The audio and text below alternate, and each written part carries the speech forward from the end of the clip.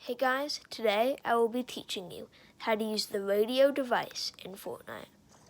So when you click it, the basic options are whatever you want to use it for, like what music track, the volume, and visible in-game.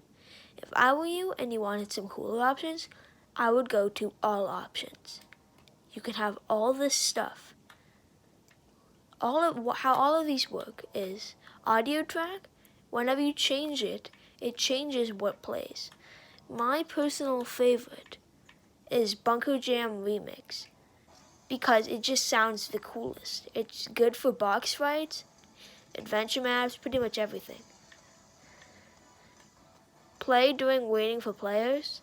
This means you have to have a published island for this to work, and it means like whenever you're waiting for players at the beginning of a creative map, does it play?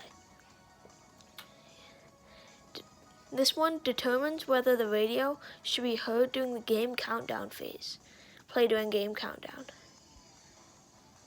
Play during gameplay, I'll turn that on yes. Because then, if that wasn't on, then whenever you're playing the actual game, you would not hear it. Play during round end.